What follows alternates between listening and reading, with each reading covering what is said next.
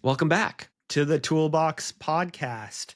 We're live streaming from New York City. I'm on the Upper West Side. It is a frozen tundra today. It's just so cold and we've been cooped up inside. And apparently it's like that across a lot of the US and Canada. Speaking of Canada, I'm repping Canada today. There's a big hockey game, USA versus Canada yesterday. And I won't dive too deeply into it, but after weeks of Canada getting really harped on by the current US government with tariff threats and just like that old joke that I've heard since I've been a kid of like, oh, Canada is going to be our 51st state, all these kind of things. After a few weeks, it's always just satisfying to beat the US, even though I love the US and I live here.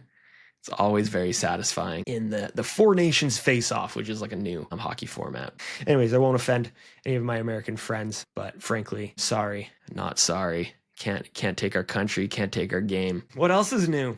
I've got a fun little gift that some of the nerds might think is cool. A gift from Synology. This is a 5-bay NAS hard drive storage thing. And I reached out to them because I've been looking into figuring out a more sustainable long-term storage solution for my self-employment, for my business. And it's tough going from working at big companies and agencies that have servers and unlimited storage to then now being stuck on, little SSD hard drives. And I've got probably like 10 or 12 hard drives full of 15 years of video footage and photos that I need to properly back up before those hard drives fail. This little 5-bay NAS is essentially my own personal Google Drive or like Dropbox kind of thing. You just plug in 5 of these 12 terabyte hard drives and it connects to the internet, connects to the Wi-Fi, and so I can access my files from anywhere. So I'm pretty stoked to do that and really appreciate Synology for sending that out. It's not like a paid sort of sponsorship or a brand collaboration. They just wanted to, I was asking them questions, and so they wanted to gift the setup for me to get me set up for business. I'm going to probably also clip in an interview that I was in. I was featured in Mark Pollard's latest YouTube video about hard lessons you learn working in New York City. Me and Mark went on a walk down the High Line, and he asked me about quitting my job and about working in New York City, especially as like all the challenges of working in New York City and like my personal things of just being an introvert. And so you can check that out on Mark Pollard's channel. He's a well-known strategist and author.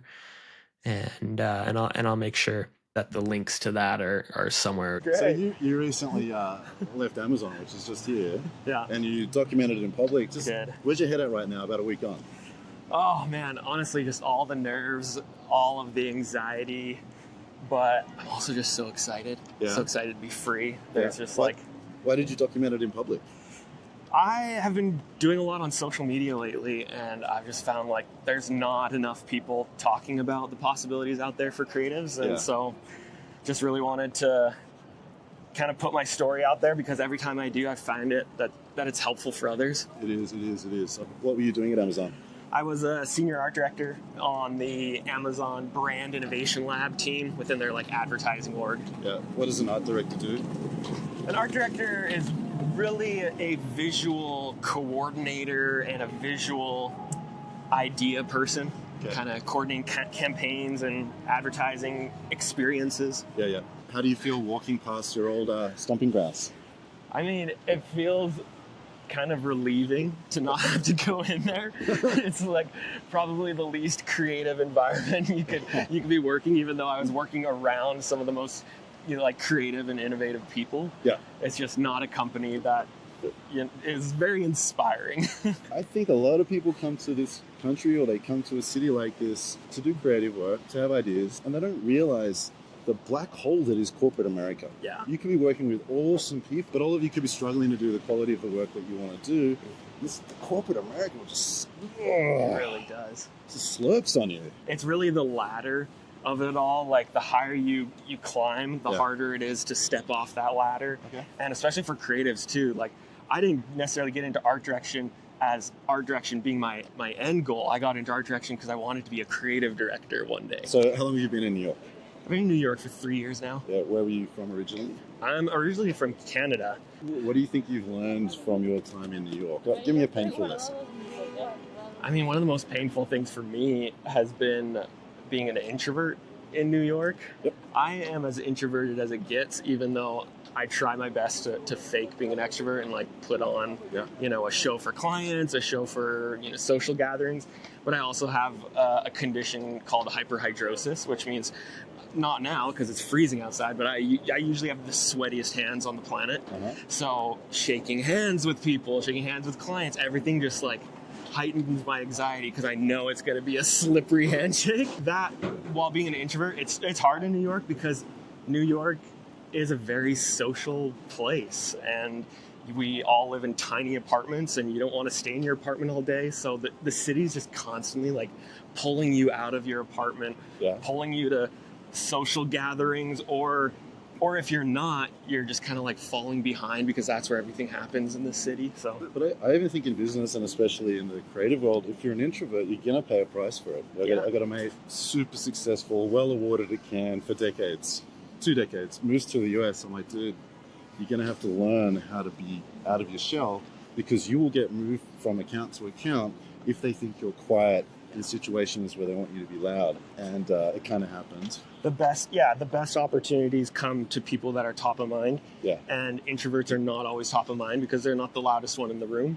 So I just, had to learn a lot of little hacks and cheat codes along the way to try to fake being an extrovert and try to, be top of mind and be seen. I think another thing I've learned in New York is everything happens here. It's the one city where you will never have FOMO. Okay. You'll never be missing out on anything, because any event, any world stage, any sort of like, in advertising, any sort of marketing pop-up or thing is going to be executed in New York. So it also means you just have zero excuses. You have no excuses to not achieve your goals. You have no excuses to like not, achieve your dreams. And if you're not doing that, you'll feel this sense of regret constantly that you're not doing enough, because New York is the place where it happens. And if you're not doing things that you think are productive, it's nagging at you every day. I felt those things. I wrote a book here, I launched a business here, did a lot of stuff. And some of that came just because I felt more free here. There's an energy here. But there's also a stress where if you don't do that, oh my God, what's going to happen? Have you felt that yet?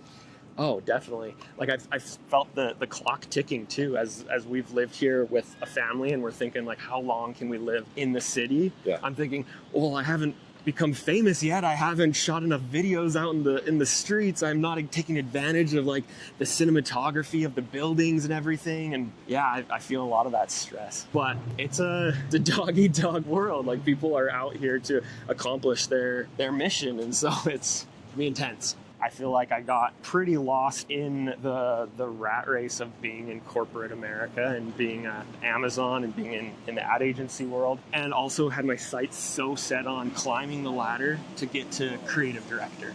The longer you work and the longer you're trying to climb, you start to realize you don't want the job of your managers and your leaders, that their lives aren't better than your life. One of the most common things that I hear from people, definitely in their 20s and 30s, who are employees, they look ahead and they look at their bosses, they look at their bosses' bosses, and they're like, I don't want that. I don't want that divorce. I don't want the kid in private schools or the kids in private schools. And like the cost of all of that, they don't look happy. They're working 80 hours a week. They really don't look happy. So I feel like leading creative people in New York, you got to be careful of how you're putting yourself into your own company, because you're going to end up with a smaller hiring pool if everyone keeps thinking that doing creative work in corporate America is toxic as fuck. Yeah. Is there anything you would do differently if you were back in corporate America a few years ago? I wish I'd started sooner putting social media videos out there, making videos on Instagram. I've been doing YouTube for years. I've been on YouTube for 16 years now. But I wish I'd been more confident in myself sooner, because every time I've been a little bold and put my ideas out into the world, opportunities come up. Yep. Now, portfolio review. Thanks everyone for joining, which is what most of you are probably here for, to chat about our portfolios. I kept this just channel members. You probably noticed I didn't even like broadcast this out the link to this live stream to my stories, because if people are following me and they're following me on YouTube as well, they're probably getting a notification about the live stream. But in terms of portfolio reviews, I wanted to keep it to just Instagram channel members. And so all of you joining in, we've got people in Brazil, yeah, some of the best designers in the world. Totally agree. Africa are the best agency in Brazil. That's what Bob mentioned. That's cool to hear. I'm excited to hopefully meet up with Rafa at the ECD when he comes to New York. That'd be fun to chat with him and just kind of hear more about Brazil. Lots of art directors and creatives in our Instagram channel, and a lot of creatives and designers that either want to stay as designers but want to be familiar with the art direction territory and work well with art directors, and a lot of creatives and designers that want to pivot into art direction. And so that's hopefully what we'll do a little bit today. We won't go for a crazy long time because we've got so many links. I'm thinking we could probably do this over the next few months, do more of these kind of portfolio reviews. So how this is going to work, I'm literally I ask people to submit their link, and also hopefully like a little bit of what you're looking for. For a lot of you, when I pull up your website, it's going to be very clear who you are and what you do. But if you're looking to pivot into art direction, or there's some other people in here that want to stay as a designer but do more comprehensive campaign work than just like social media graphics, I'll try to take some of those, goals and intentions into account. I'll also preface that I am not necessarily the most critical person, and feedback is something that I've tried to work on to get better at and to be more clear with feedback. But I usually prefer to take some time to really think things through and make sure I'm providing feedback to any designers that I'm working with, or other creatives that I'm working with, to make sure I've thought through good feedback and action items. But I don't have the liberty of having time to process. So these are just going to be my initial reactions, and we'll see how we go. My general philosophy around portfolios, though, whether you're a designer or an art director, which we can get into, and they're very there's overlap, and yet there's such polar opposite fields. My main philosophies are really around, making sure your portfolio reflects you and the kind of work you want to do. But obviously that's a tough thing. And so I'll still have advice around that, hopefully, that can push you to be more yourself. Any other thoughts or questions, feel free to leave them in the chat, or ask throughout the entire session if you have thoughts or questions on somebody's specific portfolio, or if you have feedback for that person, feel free to share. But to start out, I'm going to keep things pretty warm, and if you want to get a little bit more nitty gritty and a little bit more critical, we can get there. But just I mentioned I'm Canadian. It's kind of just the way I start things. I like to keep things a little more warm and diplomatic. So hopefully that doesn't stop you from getting tangible takeaways from this. Here we go. Just starting literally at the top of what I've got and what I pulled from the Instagram. So first portfolio, Michael, yeah, is a junior art director. Just want feedback, and he's starting out as a junior art director. I'm gonna be honest, when there it is, I was gonna reload it so you could see it. As soon as I'm guessing the profile picture of Michael started floating across, I immediately knew that he was an art director. So positive points, thumbs up for just the cleverness and just like having fun with your portfolio. It immediately gives me a sense of your personality and probably the type of work that you want to do. You're probably in advertising because you want to do, funny, dumb stuff, and just like your website. In terms of thumbnails, I think there's definitely some stuff that you could do to find a better key visual for some of these thumbnails that immediately tells me the idea a little bit more. So that's what a lot of creative directors are doing right off the bat, is just skimming the thumbnail, seeing like, is there anything that's really jumping out at me that I want to dive more into. I think the cinematography on this with the GIF is really nice. So I'll like see the cinematography and be like, oh wow, he's got a really dope little spot here that he made. And the things that I'm as I'm reviewing this kind of stuff is I'm just like, oh wow, there's some good craft to it. I don't have time to watch the whole thing, but since he's an art director, I'm looking at like the craft and maybe this was cut together with other things, but just looking for taste and stuff like that. His first piece, which most people's first projects are usually their favorite project. As the official automotive partner of the New Zealand Warriors, we found a natural synergy between the brute strength and agility of the Tank 300 and the athleticism of the New Zealand Warriors team. And by the size and skills of these athletes, we brought the sponsorship to life by creating a unique ad for every position on the field. That's really cool. So I never actually got that from the thumbnail, which maybe there could be something that makes that more clear what the idea is. Because essentially, the idea in a single sentence is these cars are built like tanks, but so are the New Zealand Warriors. Let's pair the car with the positions on the field. Or, let's make some creative pairings between the features of the car and the positions on the field as this partnership. I think that's a really clever way of connecting the partnerships.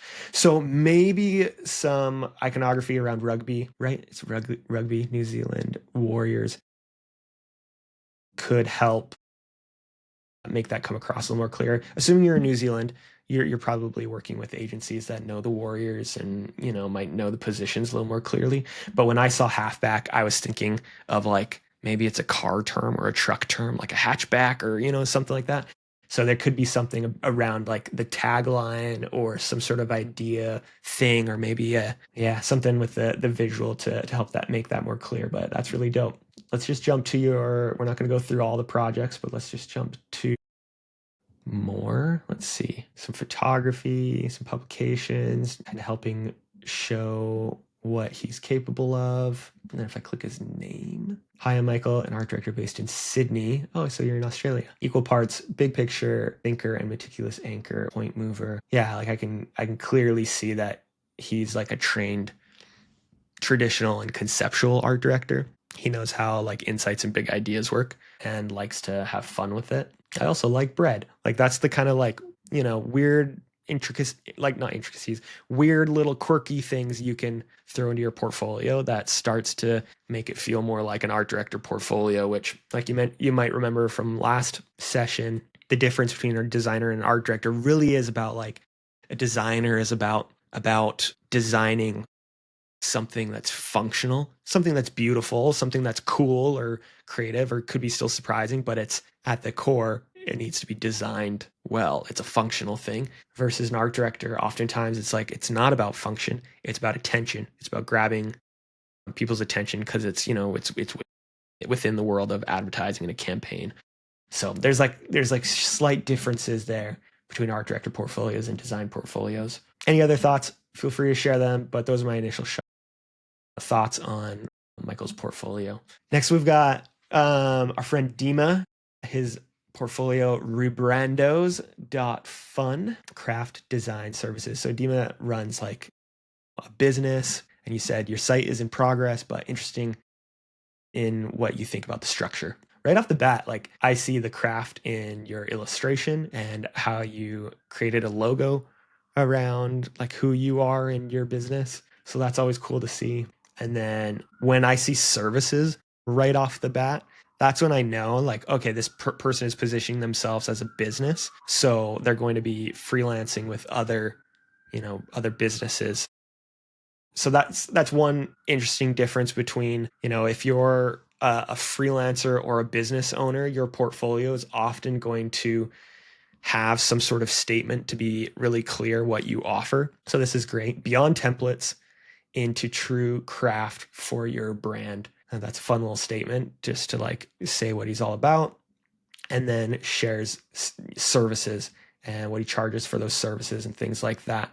And then the projects underneath. And you'll see the difference though is like if you're a designer or art director and you're just working for agencies, either full-time within those agencies or And I'm speaking more from the art director perspective. If you're looking for those like agency jobs to work in-house with those agencies, not your own business, you usually don't even need some sort of statement at the top. I have one on my website, but I keep it really, really short. The number one thing is just making sure your work is the first thing people can access or is just super accessible. So I scroll down and then I get to his work. So it's just like subtle structural differences, which is neither is right or wrong. Just one feels more like a business and the other feels more like, oh, this person wants a job with the company, which just like sets expectations up. Yeah, this is good. I like the structure. Keep it simple. Some FAQ at the bottom, showing some of your brands. I think one thing that you could do is to think about maybe like little tags or something underneath these projects to make it clear what these projects were. Like this was a brand identity project, or this was a campaign that I did, or this was, maybe if all your work is pretty much the same, you might not need that because you do a lot of brand identity work and logo concepts. So you might not need that. But that's something that I'm looking as I'm like skimming. And that's what a lot of people are going to be doing is just skimming. And then people might click in to see more, which looks like the links aren't working because it's work in progress. But yeah, looks great. Flashes of photos and graphics and things behind the text in this hero section. Probably it's too dark to really notice. And if you do make it less dark, it's going to be hard to read, right? Which is probably why you made it so dark. So you're showing that you can do a bunch of work, but there might be another way to do that. Maybe put the text above and don't worry about putting photography or video behind text. One thing that I learned at Amazon, I'm doing a lot of accessible design and working with a lot of great UX and experience designers, was we tried so often to like put videos and put reels and things behind like a line or a tagline or something.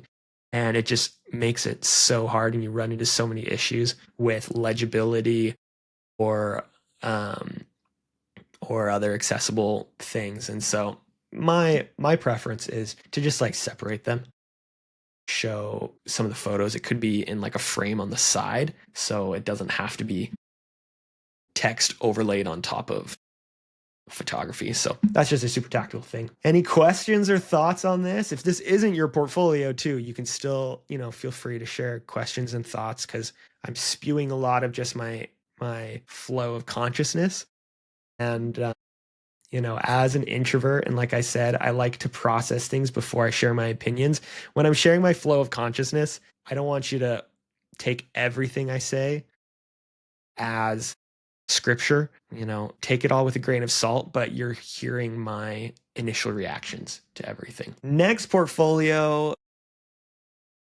we've got Jairo Obando. It's a cool name. I'm currently a junior art director at my first shop. I'm looking to hear conceptual feedback, design, and site layout. Sweet. So another junior art director. I mean, off the bat, this style of template and the text and everything just feels modern. It's like pretty trendy right now. It's kind of like not brutalist or, but it's like that kind of style of like, just large text and white. And it reminds me of Jason Gold, my friend who has been on the podcast. Other websites have done that kind of style of like, I don't even know what to call it, but using this sort of text almost in like a Swiss design style. But I don't really know what I'm talking about there. Anyways, feels modern. A great reference of, show your work at the top and you can flash through a bunch of different things. But yeah, like I mentioned to Dimma, not putting text over top of this is a smart move. So that's definitely a thumbs up on your decision just to like put the photography there. And it gives me an idea of the kind of work that you've done, art direction, design. So clicking to design, it goes into branding and illustration, motion.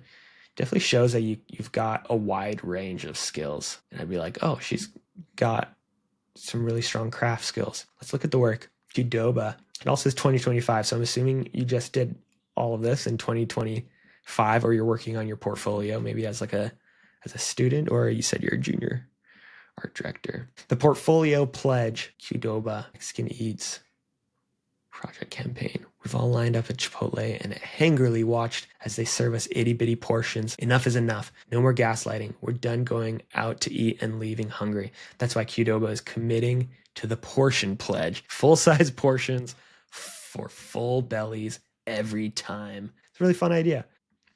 As a learning opportunity, you can kind of see, I think there's a great little description. You're showing, you're telling what the insight is, and then sharing what the idea is to, build a concept around that insight. We've all seen that Qdoba serves us itty bitty portions. No, enough is enough. No more gaslighting.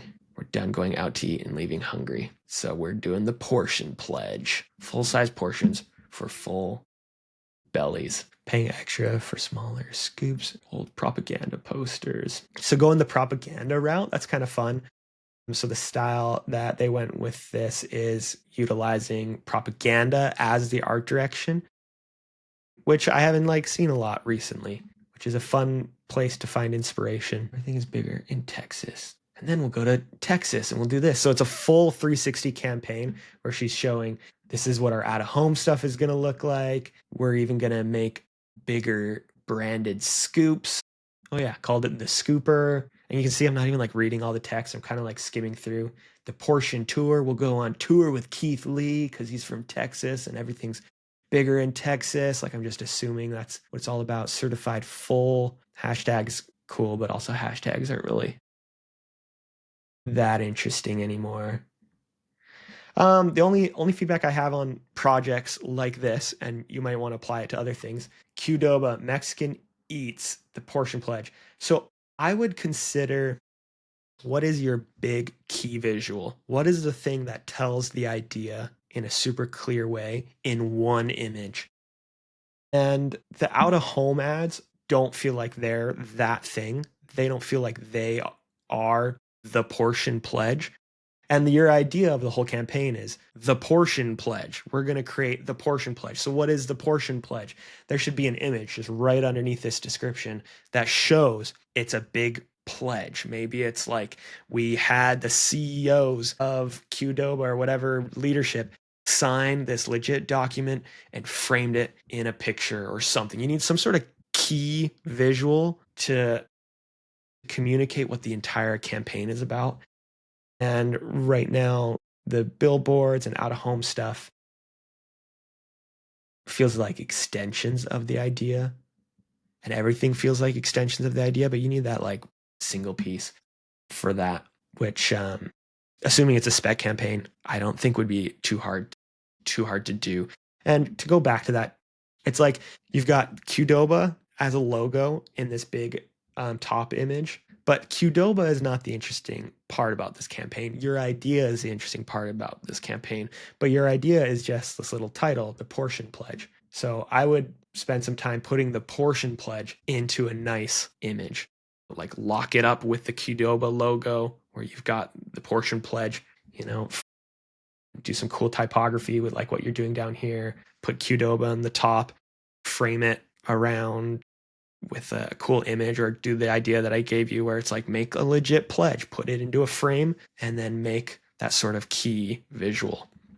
But yeah, that's my thoughts right now on that. And I might be taking too long on all these, so let's skim through some stuff. Decrypting realtor code. Sales cracking down on an ongoing case. Realtor code words.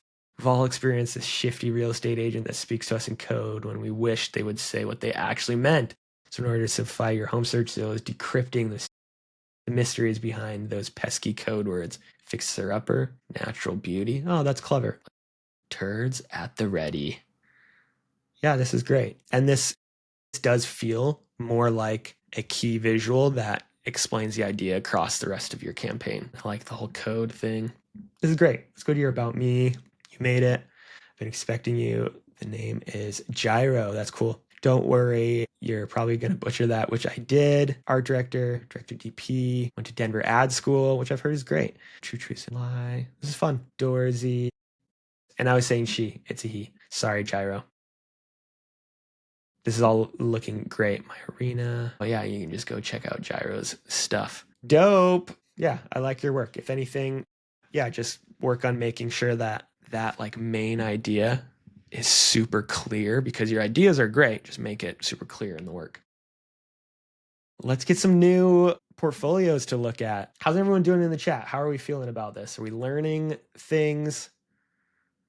I'm going to pull up a couple. Scott, Holmes Creative, Ellie. See if we can get through all these. Gibson. All right. Imagine you're a startup founder looking for a new business partner. Would you hire this person? Why or why not?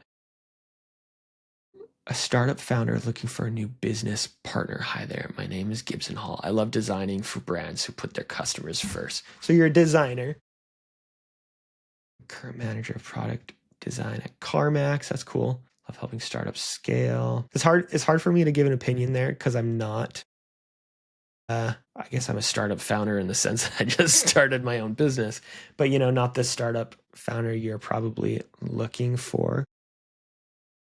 I think if I was to give any feedback on the design of the website, maybe my personal preference in terms of taste is I don't love the sort of boxes and layout you've got going on. It just kind of feels a little dated. So I think you could look to some, especially in the startup world, I think you could look to some a little bit more modern looking websites that might look like something a little more future forward, because I don't get that a lot from the design and stuff here. And then let's grow your hire me.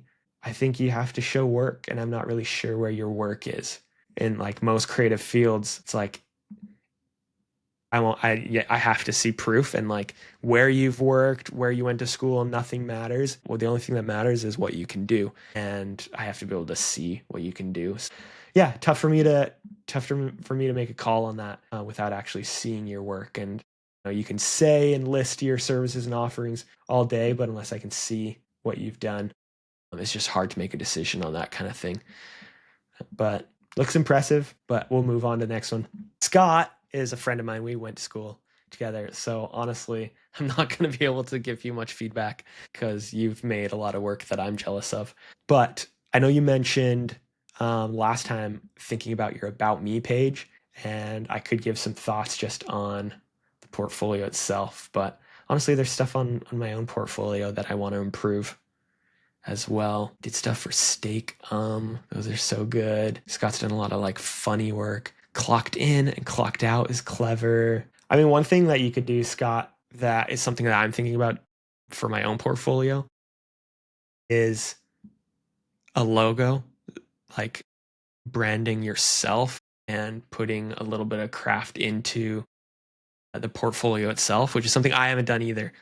All of my craft has gone into the projects, and then I try to keep the portfolio pretty bare bones. But just as I've started to think about some other portfolios and looking at other people's stuff, it's just things are getting so competitive out there. And I think there's an opportunity for us to make our brand super memorable.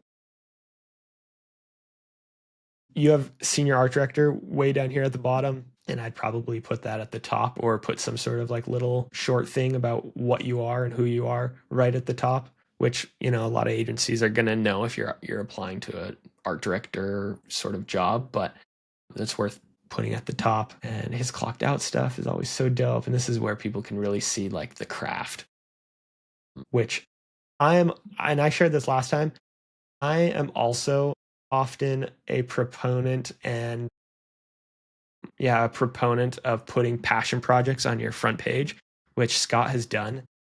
He made this card game called Dirt, which is all about dinosaurs, which I thought was super clever, and you can actually buy the game. He made a legit game.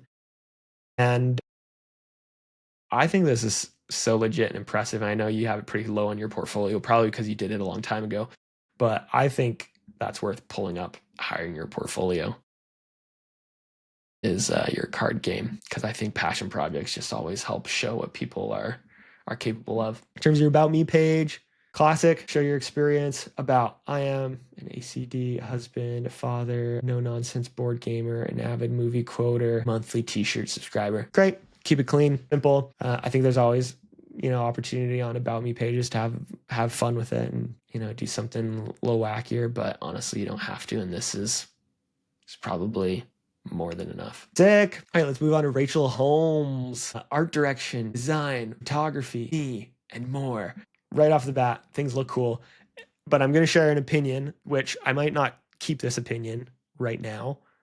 Or I might not keep this opinion as we dive in deeper into her portfolio, but I'm just going to let you guys know in terms of all websites. If you're trying to get an art director job, I really don't think it's beneficial adding all the other disciplines. Art direction, design, photography.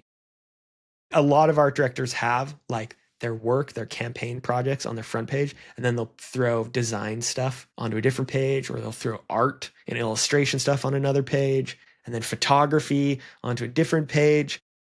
And to me, I don't think that that's beneficial if your goal is to just get an art director job. Let's see if Rachel didn't share anything on whether she is an art director already working at a shop or New Jersey.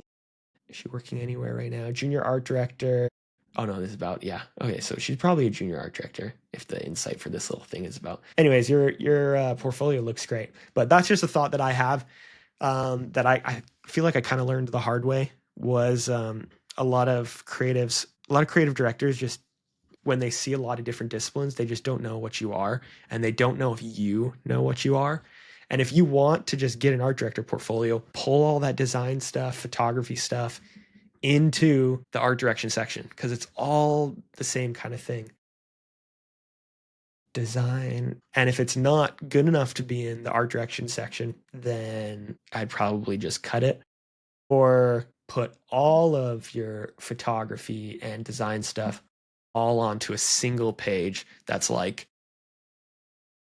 art, design, or you could just say more, or a lot of people do clocked in, clocked out, or what Scott did, or something like that. Make it clear that design and photography aren't also disciplines. You're trying to put your eggs in multiple baskets because you're not confident in art direction, because it seems like you're a good enough art director to just be an art director. So anyways, take that with a grain of salt, but that's just an opinion I have across most portfolios. And when I saw multiple disciplines at the top, it just made me think of that. All righty. Let's look at projects. I also noticed I wasn't scrolling down and seeing any of the chat. So really appreciate everyone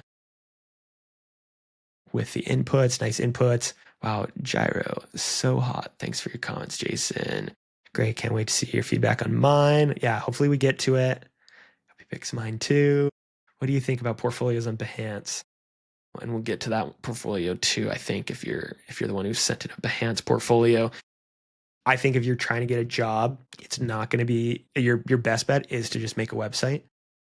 But if you're maybe a freelance illustrator, a freelance designer, and you want to make sure that art directors that are skimming Behance find you to reach out to you to work with, it's a great place to put your work out there. It's almost like putting your work on Instagram. But frankly, I don't go on Behance, and I don't know. I'm sure a lot of art directors and designers still do a lot of sifting and looking through on Behance, but I'd recommend just having a website regardless. And if you're going to do Behance, do both. Again, let's jump back to Rachel, because we haven't even looked at least one piece of work. Coppertone, which for those who don't know, Coppertone is a sunscreen lotion. Coppertone, or suntan lotion, one of the most popular sunscreen lotions in the US. Is there more here? It kind of starts to fade, so I'm not sure if there's. Oh, and I can't even. Oh, there we go. There's just a kind of a funny thing. Oh, I see. It has a little parallax thing when I scroll down. Coppertone. Research shows Gen Z is aware of the importance of wearing sunscreen, yet they still go without it regularly. So Coppertone is giving them a not so friendly reminder that it sucks to get roasted. I think that's a really clever idea line. Here's a friendly reminder that it sucks to get roasted. And this is really fine. It's really great.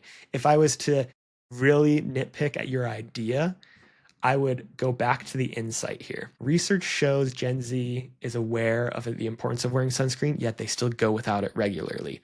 That's a pretty great observation, and that's what the research shows. But if I wanted to make this even more intriguing, I dig deeper to get a more emotional insight, a more telling motivation behind why. Why does Gen Z not go without it regularly? It's because, research shows that they go without it regularly, and that's because they're lazy. I don't know, that's a dumb idea, but like why? And that's where you're really going to find the insight that has a really strong human connection. If we take like the latest Nike campaign, winning isn't for everyone, you can kind of see that as an example where on face value, you could say research shows it takes a lot to be a winner. You have to sacrifice a lot. But if you dig deeper, you can find a little bit something more emotional. And that whole Nike winning isn't for everyone campaign really digs in at the insight that not everyone is willing to do what it takes and are willing to sacrifice everything to win. And not everyone is willing to do that. So the going just a level deeper as to why, or to try to get at the emotional reason that insight is the way it is, will just get you to a more surprising, emotionally resonant idea. So the big emotional thing about that Nike winning isn't for everyone campaign is that there's some counterintuitive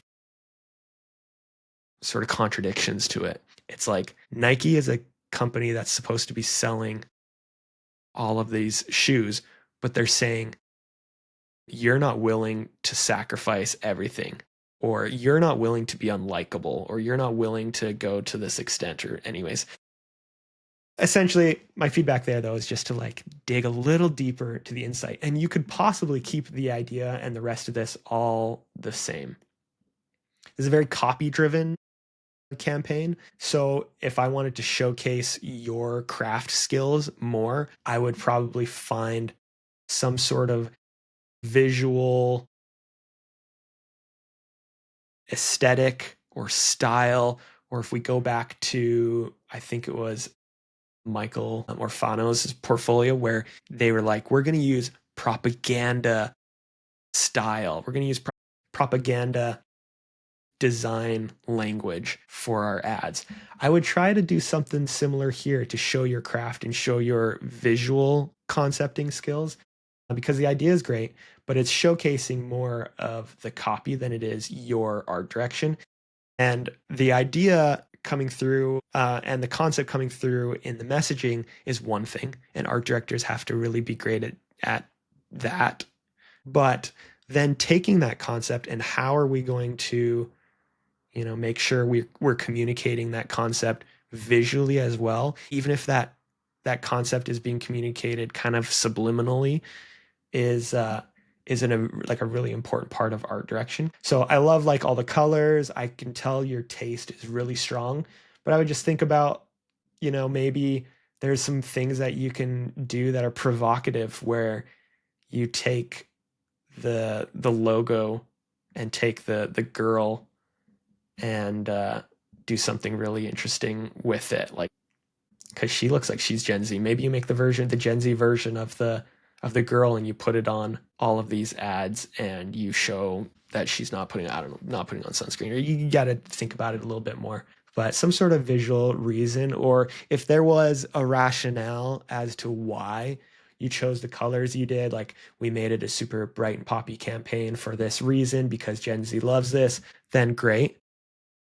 But just some super, getting more critical things that you could do to plus it up. Again, it's pretty strong, and everything's really strong so far that I've seen, but I think you could just, push things even further. Kodak, mental health issues are more prevalent. Kodak is offering photography as a therapeutic tool to escape the inner battle. That's pretty cool. Sweet. So I think my overall feedback is just really push the concept visually as well. Your ideas are strong and your insights could be a little bit deeper and more emotionally resonant, but as an art director, that's the thing I would try to push more, is just showing your conceptual craft visually. Any other thoughts? Feel free to share them, and feel free to hit me up on Instagram too if you have follow-up feedback. There was some other comments in here. Scott had mentioned branding yourself is super good feedback, an intimidating idea, but helpful. Yeah, I'm with you, Scott. If we go back to Scott's portfolio, it's pretty intimidating as well. And I still have a signature that used to be animated. It used to animate in, and that was my way of branding myself because I wanted people to know that I could animate and use After Effects. So my signature was animated, but I've had this here for, it's been 8, maybe 9 years now, since like the beginning of when we started school. But I think it's worth it. It's like the subtle things. Because if you go back to a portfolio I loved, Jason Gold's website, it just makes it memorable when you have some iconography, even if it's subtle, like the colors that he chose that are really bold and poppy, this like random sort of kind of abstract graphic on the side, branding yourself and just making that memorable is this little icon, creative futurism. Like it makes it feel bigger. All right, where are we at next? We just did Rachel. Let's go to Ellie or Elaina, sorry. Elaina Hahn, a versatile creative taking brands to the next level through art direction, content creation, and digital marketing management. Awesome. So it seems like you're running like your own business and you work for yourself by the sounds of this. Yeah, taking brands to the next level. Let me go to your about. Where would that be? Is it your resume? So that's one thing maybe, is just like make it clear how I can learn about you. And we see your resume. Oh, so it is Ellie. Oh, right. Yeah, you said Ellie. Ellie, Elaina. So this is essentially your about me, saying, I'm Elaina. I would love to know more about you. And that's one of the first places I'm looking when I'm not exactly sure whether I want to hire you in my agency or I want to hire you to do my rebrand. If that makes sense, and we're talking about a lot of different types of creatives here. There's creatives that want to get hired to work in an agency or work for a brand within their creative department. And there's creatives that are running their own business and are freelancing for different brands, startups, and sometimes agencies as well. And I think that might just be a little bit unclear to me just right off the bat. And then in terms of work, I'm a versatile creative taking brands to the next level. I'm not entirely sure until I like dig in what kind of work you do. So it seems like a lot of like you're doing like the production, which is great. And this all looks super beautiful. Doing photography, festival. Yeah, you did a lot of stuff for a lot of different little projects and startups and different little businesses, which is really awesome. I think you could put, and I mentioned this on another portfolio as well, you could put a little thing underneath these projects to show what they are. This was a brand identity project, or I did content production, and just be super clear with it. A lot of times we like to get very flowery with how we describe ourselves. I do that too. Like I bet if you look at mine, an independent creative and art director, I make bold conceptual brand campaigns. Like it almost starts to get to a point where it's like, well, what do you actually do? And I'm constantly trying to just refine things to like be as clear as possible. And I did it on my About Me page here, and I'm still crafting it because I just quit my job and I'm shifting things. But or maybe I removed it from here. I had a thing that said I make this. I guess I have it here. I make bold conceptual brand campaigns, experiences, and content.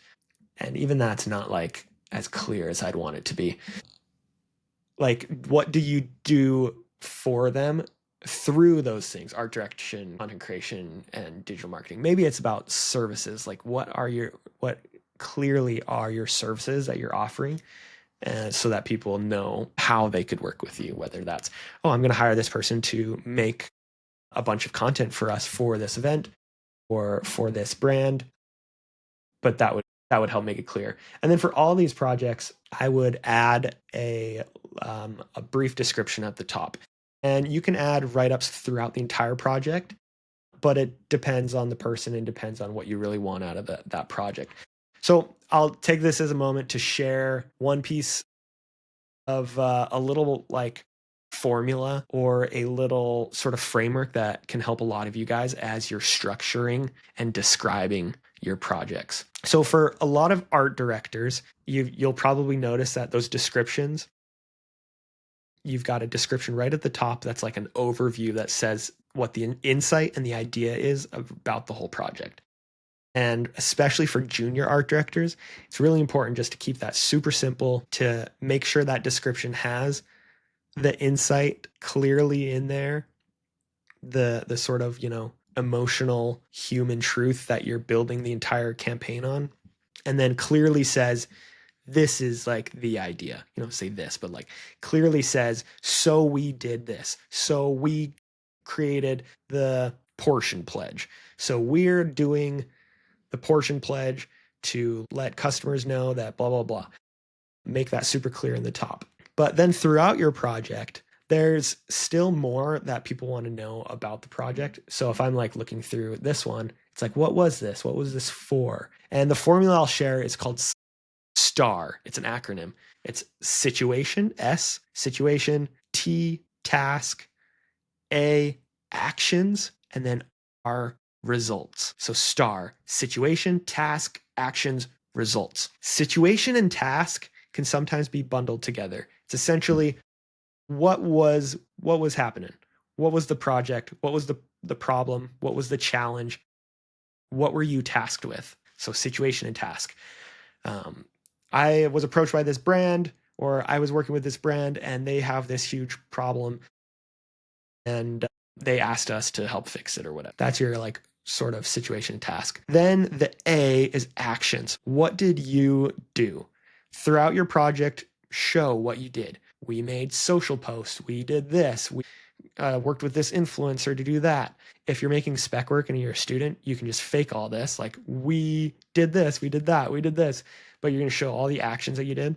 And then R is results. What came about of this project? Did a lot of people see it? Did it get a ton of views? Or did it just like, results don't have to be metrics. Results can be any sort of, positive thing that came out of it. Maybe it got shared online a bunch, or maybe the news picked it up. Those are the different things.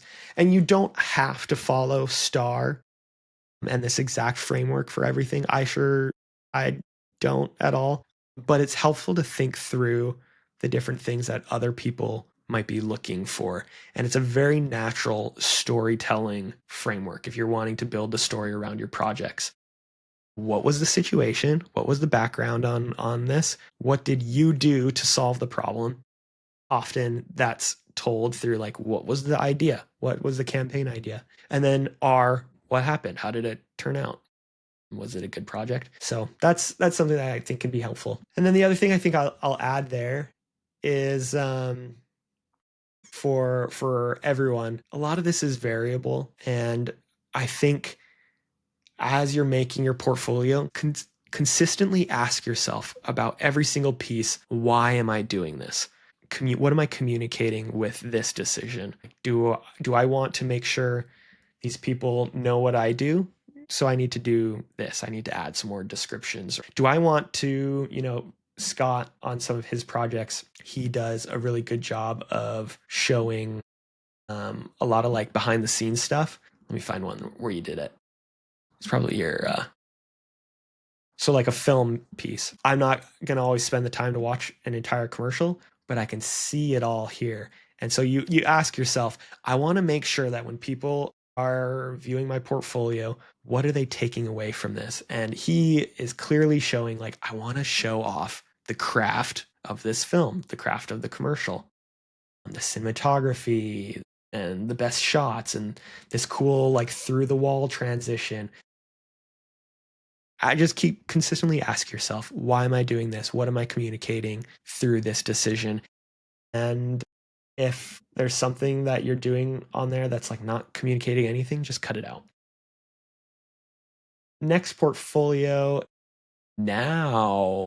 Now or Noow.co. Super dope. We create thumb stopping visuals. Super clear. They make the visuals. And by we, it sounds like it's a business. Our work shows the work. This is all dope. Super modern. It shows that it's like visuals for social, so I know exactly like what kind of person this is. It's like they're doing a lot of social content for brands and agencies that want to stand out. Now specializing in producing imagery, both moving and still, that build brands. Yeah, so like a production team that's making a lot of visuals. Very clear. I would put somewhere like we do content production. Back to like my statement about like sometimes we like to just like overly talk about what we do, and sometimes just dumbing it down and just saying, this is what we do.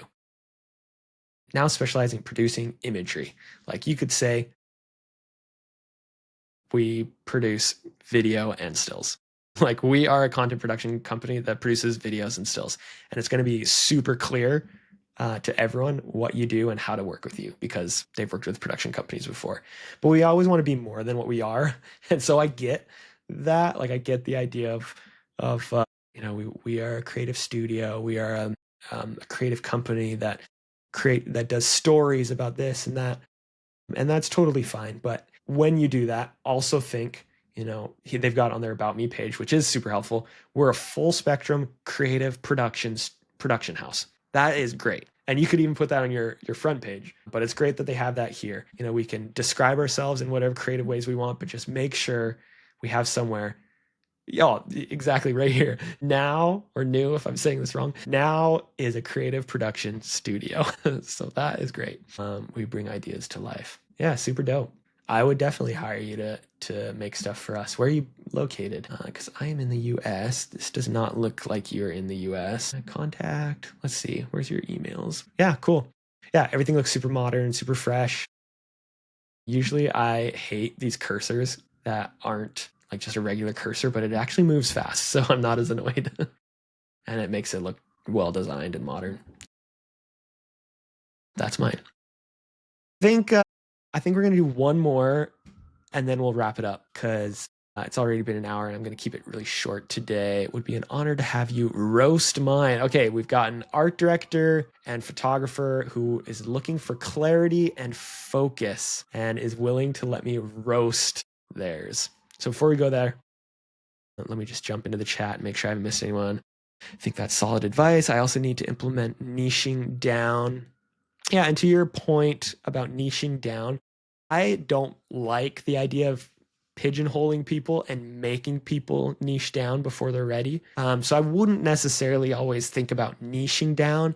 It's just about clarity, making sure things are clear. What do you do and what can you offer? And if your goal is to get an art director job, make it clear. I am an art director and this is what I want. If your goal is to be a business, to offer content to someone, just make it super clear. This is what I do.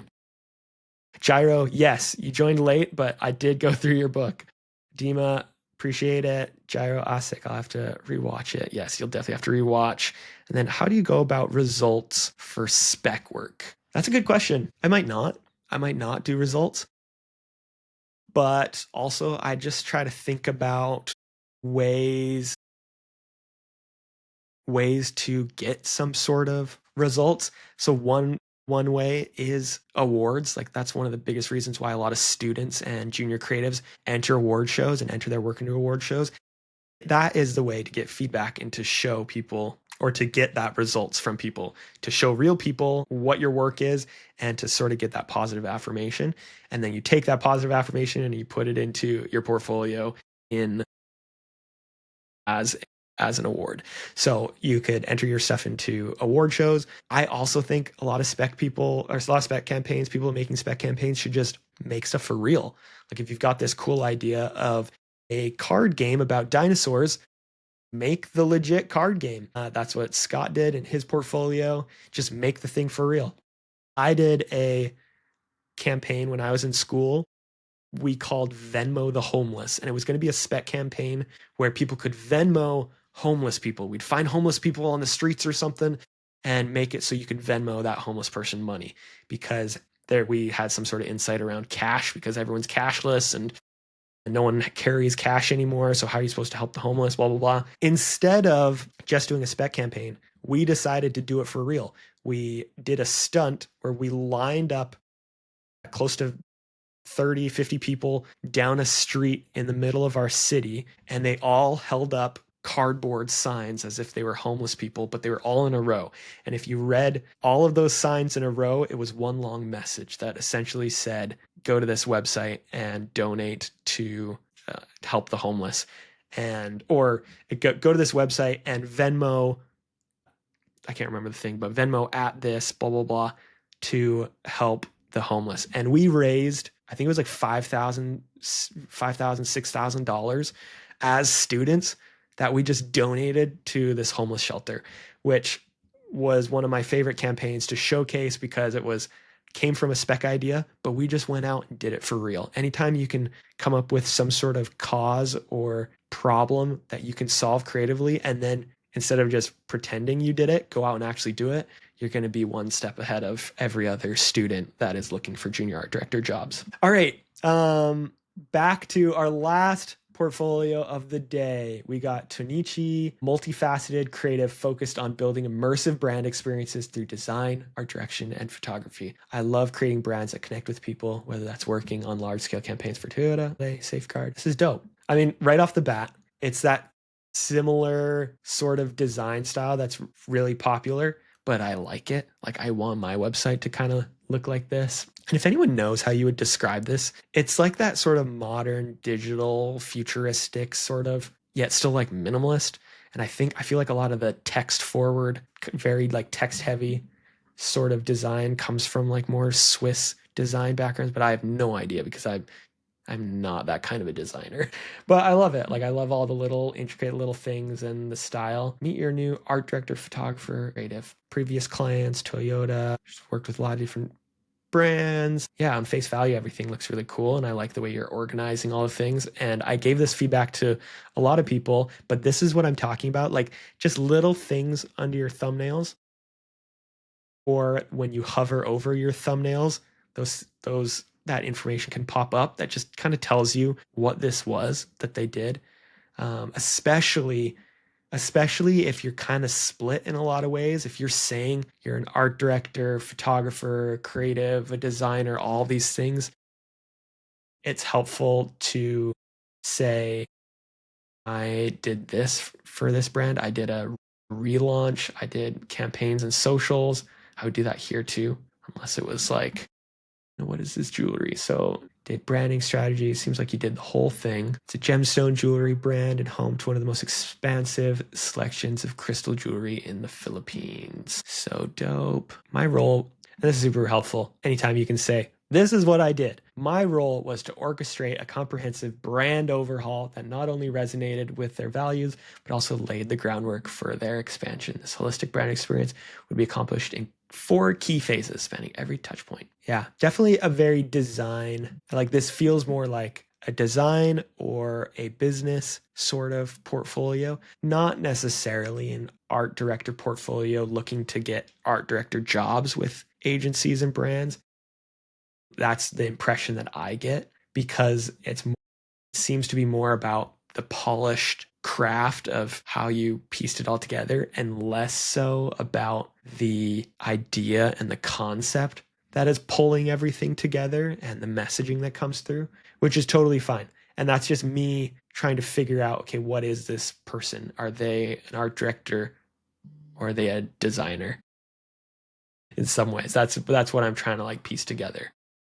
Are they an executor, or are they the conceptual campaign person? There's a lot of overlap, but there's some differences. So, and that's not to say she's not an art director. She's doing art direction on certain things like the photography, or art direction on,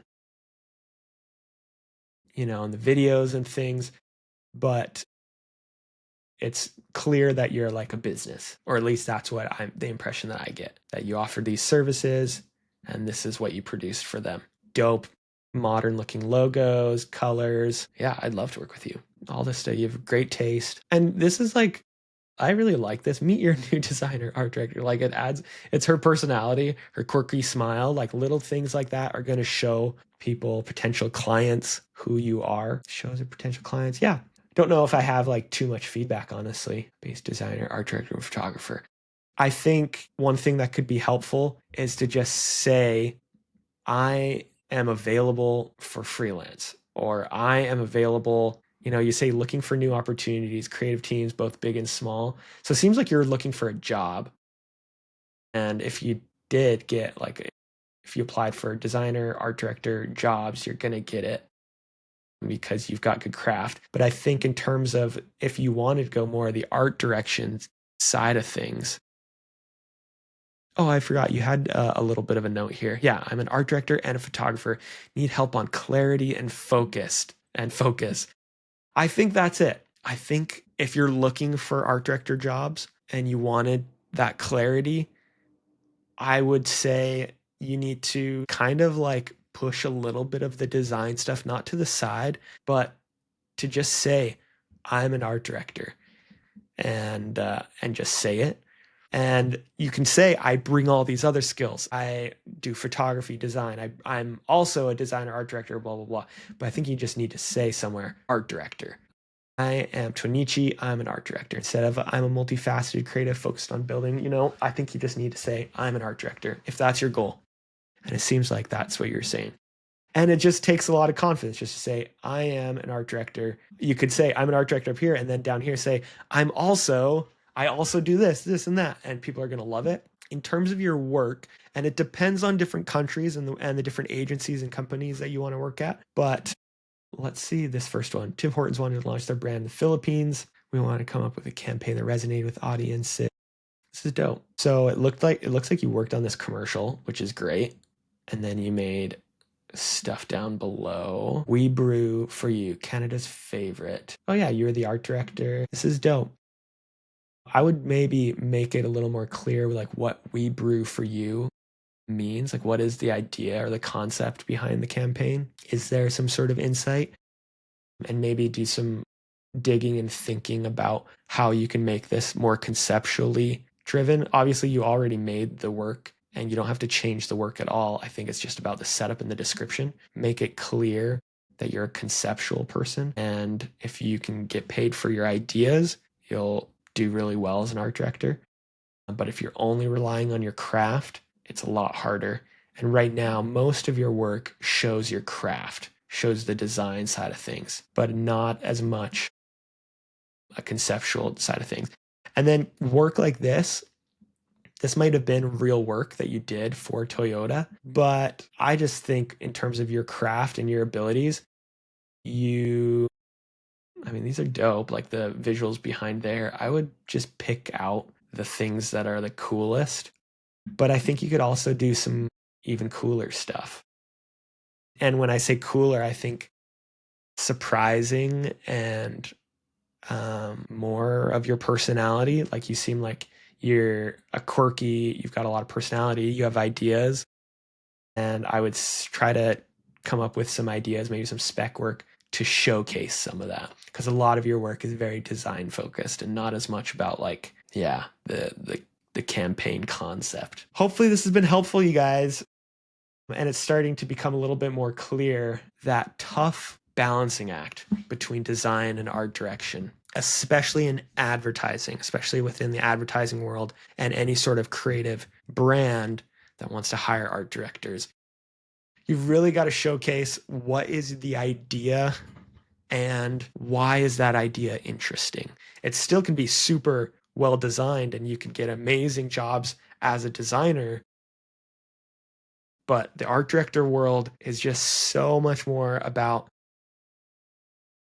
kind of subverting your expectations, about attention and about surprising people. And you're going to get ideas that surprise people when you can make connections in your brain that other people haven't thought of. And so if your work is, a reflection of well-designed work within the industry, that's not going to be a standout art director portfolio.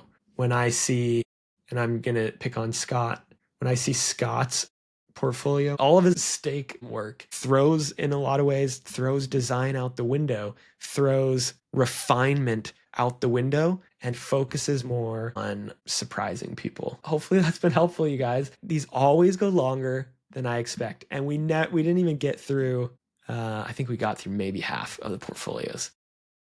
We've got plenty more to go through and we can talk through next time. But this has been really fun. And I hope my stream of consciousness is helpful in some way. It's hard for me to want to put this into a podcast episode to just like leave this out there for people to re-listen to, because I'm used to editing everything or scripting things.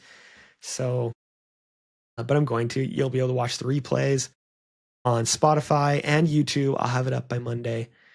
And tune in next time. So next week on the podcast, we have a pretty cool guest, a creator called Edward Creates. And Edward and I are going to meet for the very first time next week on the live stream and just, chat. We both quit our jobs in the last month. And we both seem to just have so many parallels. He's based in Atlanta. I just moved to New York from Atlanta. I know Atlanta really well. And we constantly are, crossing paths in the creator side of things and buying the same products and things like that. So we're going to chat with Edward. He's a designer and a creator, which I think might be really interesting to a lot of you. And his design work and his website is amazing. If you want to check him out before next week's episode, you can find him at Edward Creates on Instagram, and I'm sure on a lot of other places too. Have a happy Friday. Hopefully everyone signs off for the week, signs off of work or whatever you're doing. And I will catch you online and live next week on the Toolbox Podcast.